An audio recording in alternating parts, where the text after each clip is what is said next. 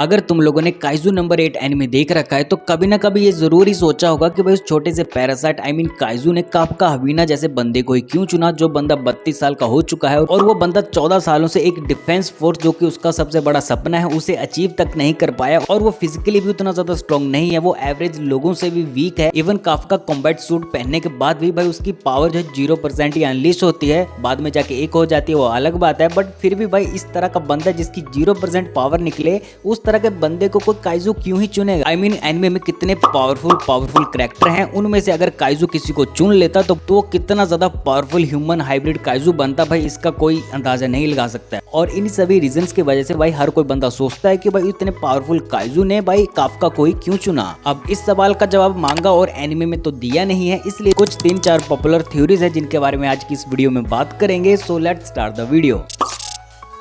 First theory ये बोलती है कि काइजू नंबर 8 कोई रैंडमली पैरासाइट नहीं कि जो कि ऐसे घूम रहा था और जो भी उसे मिलेगा उसके अंदर घुस जाएगा। वो एक ऐसे पर्सन को ढूंढ रहा था जिसकी मेंटल कंडीशन और विल पावर स्ट्रॉन्ग हो और उसके अंदर लोगों को बचाने की इच्छा हो। काइजू को एक ऐसा पर्सन चाहिए था जो कि ट्रांसफॉर्मेशन होने के बाद भी अपने ही कंट्रोल में रहे। ऐसा ना हो कि भाई वो काइजू बनने के बाद ह्यूमैनिटी को ही खत्म कर दे, और ऐसा पर्सन पूरी दुनिया में वन एंड ओनली काफका हबीनो ही था। और ऐसा ही हम लोग को देखने के लिए मिला भी। काफका जब काइजू में ट्रांसफॉर्म हो जाता है तो वो काफी अच्छे से काइजू की ट्रांसफॉर्मेशन को संभाल रहा था, इवन उसकी पावर को भी अच्छे से यूज कर पा रहा था। वैसे तो मुझे ये थ्योरी ठीक ही लग रही है, बट डाउट इस बात का है कि काफका के अलावा कोई ऐसा पर्सन और नहीं था क्या पूरी दुनिया में, मतलब पूरी दुनिया में। तो भाई ये थ्योरी मुझे 50-50 ठीक लग रही है।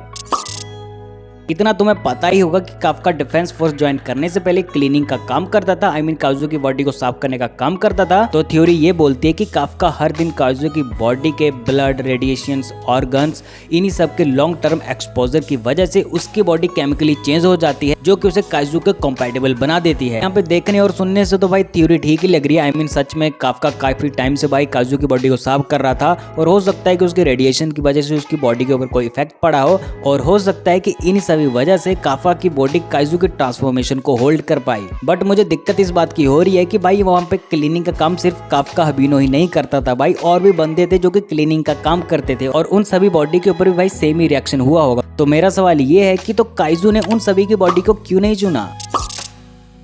थर्ड नंबर थ्योरी ये बोलती है कि काइजू नंबर 8 कोई नॉर्मल पैरासाइट नहीं था, वो काफी ज्यादा इंटेलिजेंट था और उसका कोई अपना ही एजेंडा था। काइजू नंबर 3 जो है और सभी काइजू के खिलाफ हो गया था, वो और सारे काइजूस को मारना चाहता था। काइजू नंबर 8 ने सेंस कर लिया था कि काफका हबीनो भी काइजूस को मार के लोगों को प्रोटेक्ट करना चाहता है, इसीलिए काइजू नंबर 8 ने काफका हबीनो को चुना। और इस बात का प्रूफ हमें तब मिलता है जब काफका हबीनो काइजू नंबर 8 की बॉडी में होता है, तो सम टाइम उसे काइजू को देख के उसके दिमाग में बार बार किल किल की आवाजें सुनाई देती हैं, जो कि बार बार काइजूस को मारने के लिए बोलती है। और ये चीज इस थ्योरी को प्रूव भी करती है। और सच कहूं तो मुझे बाकी थ्योरी से ये थ्योरी काफी ज्यादा प्रॉमिसिंग लग रही है। मे भी ऐसा हो सकता है।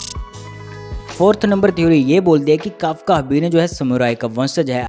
अगर तुम लोगों ने मांगा पढ़ रखी है तो तुम्हें पता होगा काफका को एक बार मास्क लगा हुआ समुराई देखने के लिए मिलता है, और बहुत सारे लोग मानते हैं कि वही समुराई का वंशज यहाँ पे काफका हबीनो है। और क्योंकि समुराई पुराने जमाने में काइजू से लड़ा करते थे, और इतना ही नहीं भाई काइजू नंबर 8 भी उन समुराई के साथ मिल के और अदर काइजू से लड़ा करता था, और उन्हीं सभी समुराई के वंशज होने की वजह से काफका हबीनो को चुना गया। तो देखो वैसे तो ये थ्योरी मुझे ठीक ठाक सी लग रही है, बट मेरा कहना ये है कि अगर काइजू को कोई समुराई का वंशज ही चुनना था तो भाई काफका से भी काफी टैलेंटेड और पावरफुल यहाँ पे वाइस कैप्टन होशिना है, जिसका डायरेक्ट संबंध यहाँ पे समुराई से है। उसका पूरा खानदान समुराई का वंशज है और वो काफी ज्यादा टैलेंटेड भी है। तो उस हिसाब से यहाँ पे काइजू को यहाँ पे वाइस कैप्टन होशिना को चुनना चाहिए था, जो कि एक परफेक्ट होस्ट बन पाता काइजू का, राइट। बट ऐसा नहीं हुआ। यहाँ पे काइजू ने घूम फिर के इतने लंबे चौड़े से यहाँ पे काफका हबीनो को क्यों चुना। और कुछ लोगों को तो ये भी बोलना है कि यहाँ पे काफका हबीनो भाई हाइब्रिड का वंशज है। पुराने जमाने में कभी यहाँ पे काइजू और कोई किसी महिला ने भाई संबंध बनाए, उसके बाद उसका बच्चा पैदा हुआ, और उसके बाद धीरे धीरे यहाँ पे काफका हबीनो उन्हीं का वंशज है, और इसी वजह से काइजू जो है यहाँ पे काफका की बॉडी से काफी ज्यादा कंपैटिबल है। तो मैं बोलना चाहूंगा कि भाई अगर थ्योरीज बनानी है तो कुछ भी बना दो, नहीं कुछ भी तुम बोलते रहो और वो हो जाएगा। भाई क्या बोल रहे हो समझ के देखो, काइजू ने महिला के साथ संबंध बनाया। इवन काइजू तो भाई आदमी भी नहीं है, तुम सोच के देखो छोटा सा काइजू कैसे, पिक्चर भी इमेजिन नहीं हो रही भाई कैसे हुआ होगा। तो भाई ये सब बकवास थ्योरीज हैं, ठीक है। तो मेरे हिसाब से यहाँ पे थ्योरी नंबर 3 काफी ज्यादा मुझे स्ट्रॉन्ग लग रही है। तो भाई लोग ये रही थ्योरीज जो कि काफी ज्यादा पॉपुलर हैं। अब मैं ये जानना चाहता हूँ कि भाई तुम्हें क्या लगता है, अपनी थ्योरीज मुझे कमेंट करके बताना। अगर कोई थ्योरी मुझे काफी ज्यादा सही लगी तो मैं उसे पिन जरूर करूंगा। मिलते हैं नेक्स्ट वीडियो में।